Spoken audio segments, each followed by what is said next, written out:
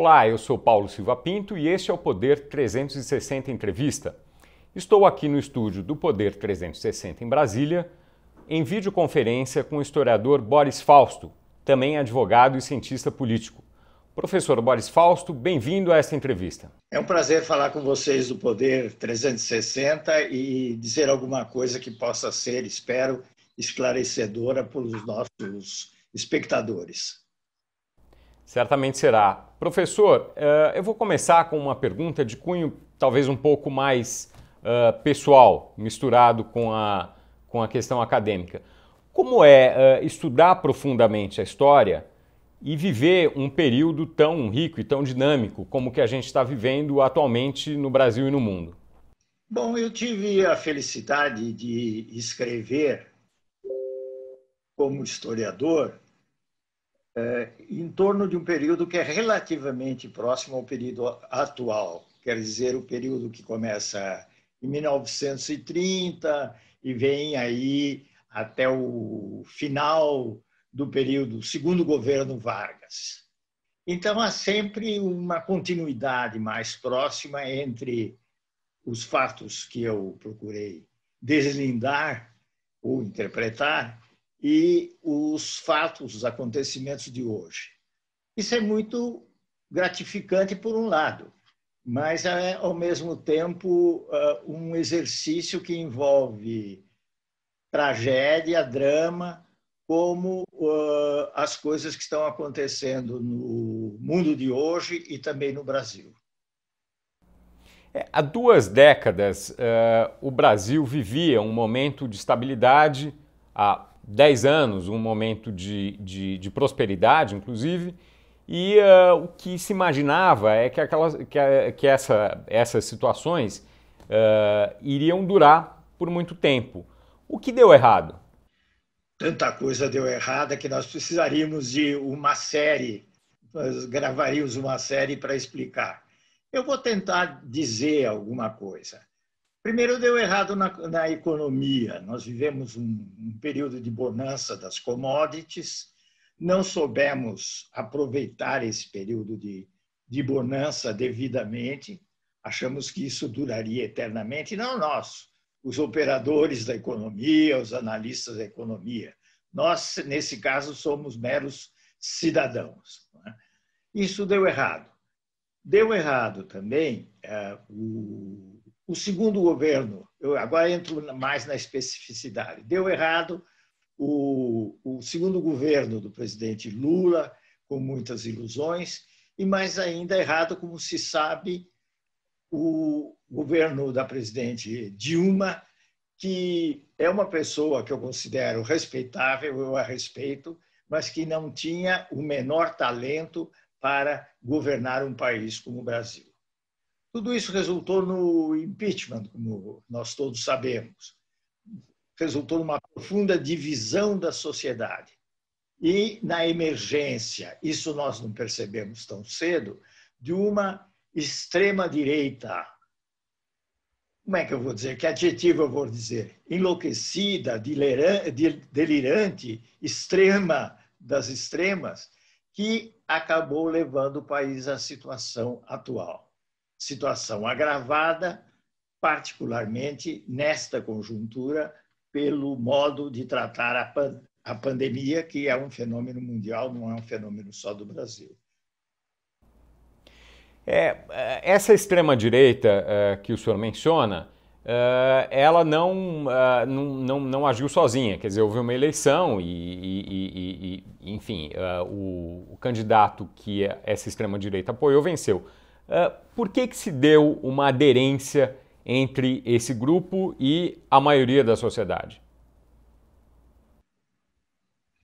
Por várias razões. Não é bem, eu não diria que é a maioria da sociedade, foi a maioria eleitoral, mas foi a maioria eleitoral.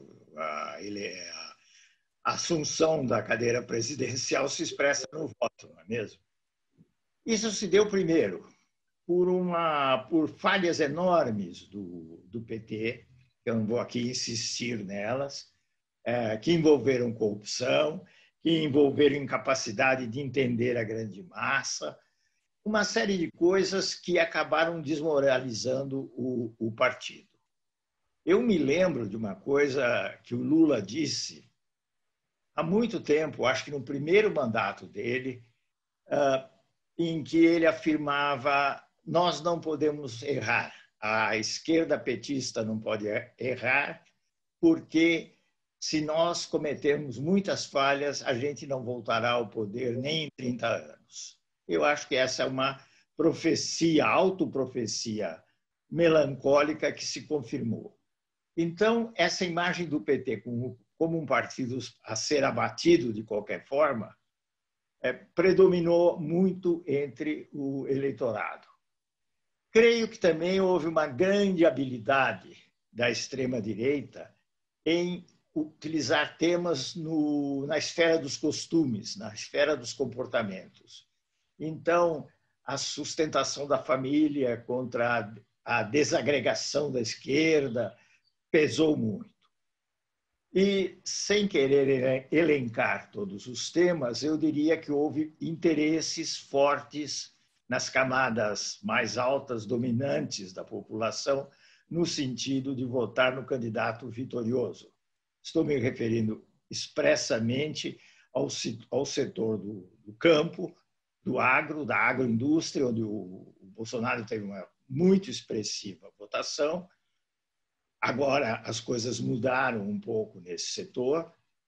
E estou me referindo ao mundo evangélico, conservador, que as diferentes igrejas, todas conservadoras, ao mesmo tempo mercantilistas, ao mesmo tempo manipuladoras, levaram ao apoio de gente, sobretudo gente pobre, ao apoio de Bolsonaro. Então, esses são fatores que, de algum modo, se a gente pode resumir assim, explicam este triunfo da extrema-direita, que não é o triunfo de toda a população brasileira, mas é o triunfo de um grupo muito bem articulado, de um presidente esperto que conseguiu atrair contingentes ponderáveis da sociedade brasileira. Os analistas da academia e de outros setores da sociedade erraram ao não perceber as mudanças? Erraram os analistas da academia, mas, com a devida vênia, erraram também os jornalistas, erraram os profissionais liberais, errei eu e muita gente mais. Realmente, nós não percebemos, eu conheço pouca gente, que percebeu esse avanço da direita, que se esboçou num movimento muito ambíguo, difícil de decifração, que foi o movimento de 2013, essas manifestações foram as manifestações de 2013, e realmente essa foi uma enorme falha de apreciação. Nós não acreditávamos que fosse acontecer, a não ser quando começou a carreira eleitoral, mas aí já era bem tarde. Nós não percebemos o alcance desse avanço de uma política de extrema-direita com as características que tem. O senhor menciona que não é a maioria da sociedade, a maioria do eleitorado. Bom, isso, se eu bem entendo, abre uma possibilidade para uma mudança, talvez até num futuro próximo, talvez na próxima eleição do grupo que está no poder. É isso ou não? É isso. Mas eu chamo a atenção para uma coisa. As probabilidades de que Bolsonaro venha a se reeleger presidente, estamos ainda meio longe, são reais. Se ele fizer, sobretudo, se ele fizer 8 anos de governo, ou, a meu ver, de desgoverno, nós teremos muita dificuldade, teremos que levar muito tempo para desfazer o desmonte de muitas instituições brasileiras. E vai ser uma coisa bem delicada, bem difícil, mas a possibilidade se abrirá. Bom, a sua palestra no evento Cidadania em Cena, do Instituto Votorantim, será sobre o futuro da democracia. As perspectivas que predominam quanto a isso, quanto à democracia, são mais perspectivas boas ou ruins? Olha, você está fazendo um pouco de spoiler. Eu vou ter que pensar nisso para uma palestra, na conversa com o Instituto Votorantim. Eu diria que as perspectivas do mundo são não muito favoráveis, mas também não tão desfavoráveis, se é isso diz alguma coisa. Quer dizer, há chances maiores no mundo a partir do mundo ocidental, mas isso depende de uma série de circunstâncias que a gente não conhece. Uma primeira circunstância está aí, dada em novembro deste ano. Quem ganha as eleições nos Estados Unidos, na verdade. No caso brasileiro, infelizmente, eu tendo a ser pessimista. Pessimista é uma palavra forte, eu sei, mas a ser menos otimista, digamos, porque as situações não são eternas, elas podem mudar muito, mas o rumo que a sociedade está tomando, e principalmente o mundo, melhor dizendo, não a sociedade, mas o rumo que governo e seus apoiadores estão tomando, não me leva realmente a ser muito otimista, no caso brasileiro. Certo. Bom, vamos falar agora das razões, das raízes mais longínquas da situação atual. A escravidão é citada como algo do Brasil muito forte, talvez algo que nos diferencie significativamente de outros países pela sua intensidade e duração. É isso mesmo? É talvez o fator mais significativo de formação da nossa sociedade ou não? Olha, já houve tempo que eu achava que a escravidão tinha ficado meio para trás e que nós devíamos prestar mais atenção em fatores mais recentes do processo histórico brasileiro para entender o que vinha acontecendo, para mal ou para bem. Hoje, sinceramente, eu mudei de opinião. Dados os estudos que foram feitos em torno da escravidão, a ênfase e a importância que tomaram os movimentos negros em defesa da sua etnia, qualquer que sejam as divergências, e elas podem ser várias e tal, me faz convencer que aí existe um nó sério, um problema muito sério, que percorre a sociedade brasileira até hoje, de tal sorte que nós não temos só um problema de desigualdade, mas de desigualdade com discriminação racial. Isso é um problema que deve ser enfrentado e eu até agradeço a oportunidade que você me dá de ser um pouquinho mais otimista, no sentido de que esse tema veio para ficar. E isso é um avanço real na sociedade brasileira. Preciso marcar muito isso, que a sociedade brasileira, nesses anos todos, quando eu digo esses anos todos, 20 anos, por aí, de lá para cá, evoluiu muito na defesa de certos temas importantes do comportamento, da igualdade, e isso é realmente positivo, e isso eu espero não se perderá.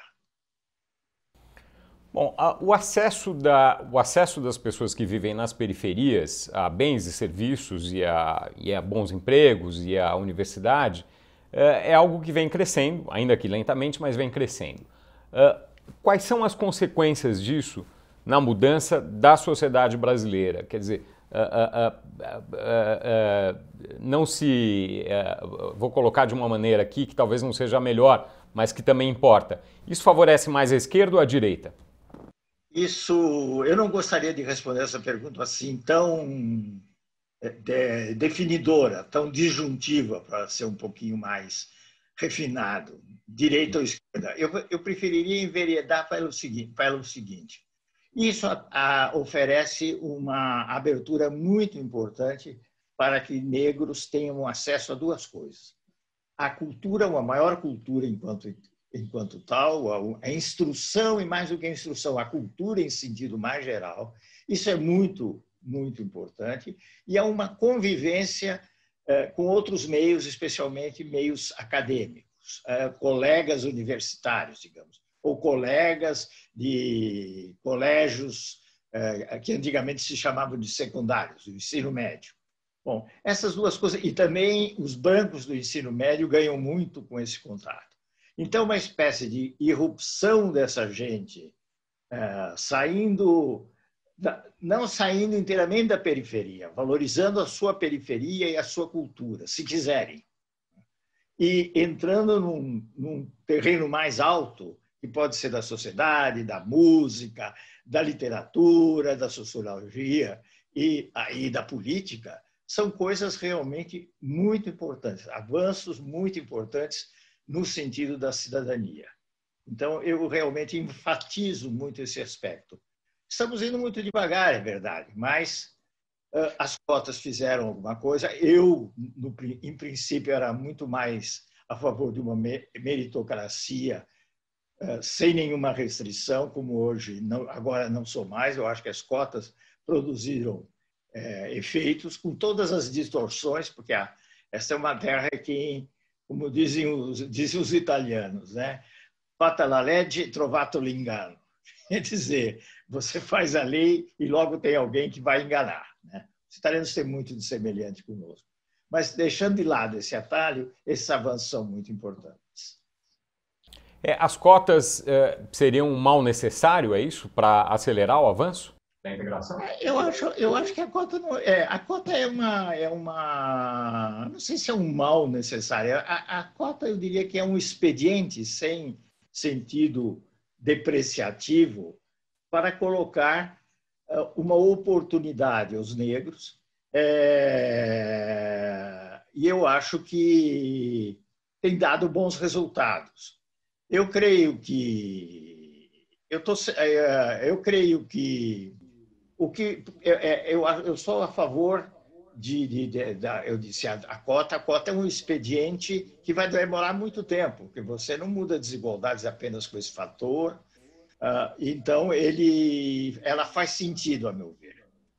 Agora, vai ser também necessário que o pessoal, a gente de cor, os negros não gostam dessa história da gente de cor, precisa ter muito cuidado nesse ponto.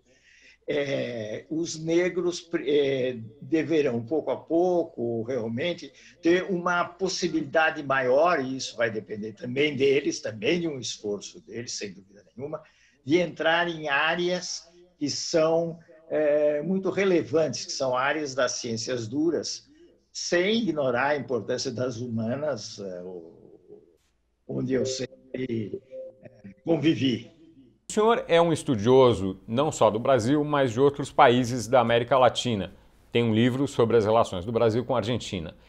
As características do Brasil, do sistema colonial, depois de uma intensa imigração europeia, de governantes autoritários, caudilhos, enfim, não é uma coisa exclusiva nossa. Em que a nossa situação se diferencia dos outros países vizinhos? Eu vou falar mais da Argentina, mas você está me perguntando uma comparação com a Argentina atual, tudo rapidamente? Histórica e atual, né? Tá bom, vamos lá.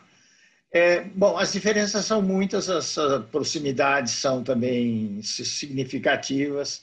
Basta lembrar que nós tivemos dois populismos diferentes, mas na essência dois populismos, o do general Perón e do presidente Getúlio Vargas. Há várias coisas que distinguem o Brasil da Argentina. Em primeiro lugar, aquilo que nós estávamos falando. A Argentina não tem o peso da escravidão. Então, pareceria, por tudo que nós falamos e tudo que se escreve, não pelo que nós falamos só, é claro, pareceria que a Argentina teria uma história muito mais, digamos, suave, com menos problemas, com menos iniquidades do que o Brasil. Esse é um fato bem claro. Outro fato, a Argentina, a elite argentina, melhor dizendo, se interessou efetivamente por dar educação à grande massa do povo. Isso foi feito a partir de Sarmiento, sobretudo no século XIX. O Brasil não fez nada disso. E o Brasil, até anos relativamente recentes, descurou da educação, e agora a educação está correndo uma corrida em sentido contrário. Outros fatores, a Argentina se beneficiou com os preços de produtos no mercado internacional, principalmente trigo e carnes, sobretudo até 1930, mas mesmo depois de 1930. Então, nós diríamos, mas então a Argentina tem todos os fatores positivos e nós os negativos. Nem tanto. Isso é para ver como a história é bem complicada e não dá para a gente brincar com essa charada em pouco tempo. Só posso assinalar que se o Brasil tem dado errado em muitas coisas, a Argentina também tem dado errado, e tem dado errado sob certos aspectos até mais. A integração dos dois países, a partir das suas similaridades, uma integração mais intensa, quer dizer, ela existe, mas ainda falta muito a ser feito. É possível esperar uma integração maior? Possível é. Aí há uma questão que é uma questão econômica, mas é, sobretudo, uma questão de disposição dos dirigentes dos dois países, deixando de lado, não os interesses nacionais, que os interesses nacionais estão aí, mas deixando de lado certas picuinhas que envenenaram essas relações. Tudo isso conduz a uma possibilidade. Agora, se nós enveredarmos pelo caminho que, infelizmente, estamos enveredando, quando eu digo estamos, não somos naturalmente nós, nem eu, nem você, desse caminho que nós estamos enveredando, do descuido com o problema climático, da conservação das florestas, com reflexo direto nas exportações, vai ser muito difícil realmente conseguir que o Mercosul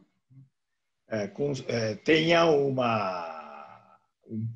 poder estratégico relativo no mundo, se firme realmente como parceiro, haja vista a atitude perfeitamente compreensível nesses dias eu digo, na nossa conjuntura, por parte da União Europeia. O senhor mencionou a situação ambiental, que é uma vulnerabilidade externa do governo Bolsonaro. A pressão de outros países pode fazer o governo brasileiro mudar a sua atitude nessa área? Olha, a pressão é forte. A pressão é bastante forte e eu tenho a impressão que os círculos do poder ainda não se deram conta, ou se deram conta, preferem insistir na teimosia, com o fato de que essas questões climáticas, ambientais, a exportação de produtos em boas condições sanitárias, todas essas coisas são muito fortes na Europa de hoje, sobretudo, e envolvem movimentos significativos que devem ser levados muito em conta. Inclusive, tudo isso tem tido reflexos no gosto, nas opções dos consumidores. Então, se eles tiverem um pouco de realismo, espero que tenham, é possível, por aí, reduzir uma política, ou mudar até uma política climática que tem se revelado francamente desfavorável ao Brasil e aos países da América Latina. Agora, se isso vai ocorrer ou não, eu não sei, porque eu não aposto muito nessa gente. Então, fica a pergunta. Professor, caminhando aqui para o final da nossa entrevista, uma ou duas perguntas ainda. Voltando ao tema da democracia, há riscos grandes para o futuro próximo da democracia? Bom, os riscos já estão ocorrendo, não são nem para o futuro próximo. Né? Os riscos estão ocorrendo no mundo, estão ocorrendo no Brasil, estão aí as medidas que atentam contra a democracia. E aí nós temos o tema, a compreensão, que hoje não é novidade, porque foi um tema analisado por tantos autores, que a democracia hoje não morre por golpes, não morre pelos tradicionais golpes, mas morre de morte lenta. Nós estamos num processo de morte lenta, que eu não digo que ele é inexorável, é preciso combater e está se combatendo. E eu acho que, qualquer que seja a opinião do Instituto Votorantim, evidentemente eu estou falando em meu nome pessoal, aliás, é bom que se diga, eu acho que uma iniciativa dessas contribui com a discussão para que a gente enfrente esse processo de corrosão da democracia por dentro. Um exemplo de corrosão quase acabado é o caso da Hungria, do ascendito presidente Viktor Orbán. Então, o quadro é esse, na minha opinião. Ainda que o processo seja diferente, é possível que a deterioração da situação nos leve a um quadro semelhante ao que nós vivemos no regime militar, de muitas restrições às liberdades em determinado momento? Olha, possível, digamos, como uma coisa que existe, uma espécie de painel de um futuro de médio prazo, é possível. Isso depende muito de muitas circunstâncias. Eu diria que é possível, mas não é o mais provável. O mais provável é esse caminho que a gente vem seguindo e do qual a gente poderá sair. Um dos trunfos que existem hoje, um dos aspectos favoráveis, é uma resistência forte da sociedade civil, de uma parte da sociedade civil, a investidas contra a liberdade de expressão, contra a liberdade nos costumes. Tudo isso é muito positivo. A força é mais poderosa do que esses movimentos, mas esses movimentos contam muito. E há também um jogo institucional que ainda, com todas as deficiências, com todos os problemas, um jogo institucional que faz com que as instituições, que revelam, melhor dizendo, que as instituições ainda têm, algumas delas, força para combater certos absurdos. Eu me permito dar um exemplo recente. Né? Uma juíza, se não me engano, do Rio de Janeiro, acho que é do Rio de Janeiro, acaba de dar uma antecipação de tutela, que é uma espécie de bloqueio da aplicação de uma medida, uma antecipação de tutela, que segura um pouco o passar da boiada, isto é, medidas do ministro assim chamado do meio ambiente, que importam, entre outras muitas coisas, a destruição dos nossos mangueirais, das nossas restingas. E eu não sei realmente como é que alguém que se diga patriota possa aceitar uma coisa dessas. Professor, me ocorre uma outra pergunta aqui, antes da derradeira, que é o seguinte: considerando todo o seu conhecimento jurídico, além de histórico, as transformações recentes têm muito a ver com a justiça, né? Quer dizer, a Lava Jato e outras coisas também, né? Em que medida a justiça explica as mudanças por que o Brasil passa e vice-versa, e o Brasil muda a justiça? Olha, o panorama, digamos assim, de um modo geral, aí a gente teria que considerar os vários níveis de justiça, né? Esse é um país tão grande, com tantas instâncias de justiça, de níveis de justiça, que nós temos juízes de primeira instância, tribunais de diversos graus, até que a cúpula está corporificada no Supremo Tribunal Federal. Então, há um mundo aí a ser tratado. Agora, se a gente fizer um balanço da atuação, por exemplo, do Supremo, não só do Supremo, mas eu vou ficar um pouco com o Supremo, nós podemos dizer que o comportamento do Supremo até hoje foi positivo no sentido de preservação das normas constitucionais básicas, do respeito às regras democráticas, observância da Constituição e até num sentido positivo de legislação, entre aspas. Nós sabemos que não cabe ao Supremo legislar, mas na situação brasileira, como ela se apresentou em anos recentes e ainda se apresenta, a inércia do parlamento, mas foi sobretudo em anos recentes, tem levado a uma politização do judiciário, que não é o desejável, é um expediente no uso das competências, mas que foi necessário para que nós avançássemos numa pauta minimamente progressista, pelo menos até anos recentes. E isso foi feito.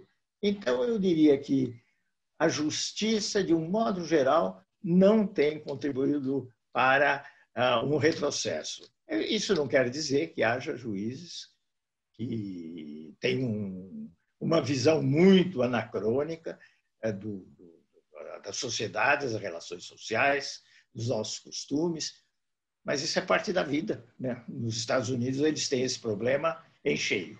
Professor, para terminar então, é possível a gente, a partir da história, das raízes históricas e do momento atual, é possível a gente ser otimista quanto ao futuro próximo e de médio prazo no Brasil? Olha, eu gostaria de dizer, terminarmos isso com um hino, uma epopeia, eu gostaria de dizer que eu seria otimista. Eu diria que é preciso ser cautelosamente esperançoso, porque esse país é um país que tem muita coisa boa, muito recurso, muita criatividade, tem uma música espetacular, tem uma música de corte mundial, tem uma gente que quer aprender, uma gente criativa, e tem muita gente que não é bem isso. Mas, enfim, isso faz parte da luta histórica ou do processo histórico, como você quiser. Então, vamos na linha do esperançoso, não do otimista. Professor Boris Fausto, muito obrigado por esta entrevista ao Poder 360, que chega ao fim. Obrigado a vocês pela atenção, pela oportunidade das perguntas e espero que tenha sido minimamente proveitoso o nosso encontro. Agradeço a você também que nos assistiu aqui no canal do Poder 360 no YouTube. Você pode acompanhar as novidades por aqui recebendo notificações. Basta clicar no sininho no canto da tela. Até a próxima!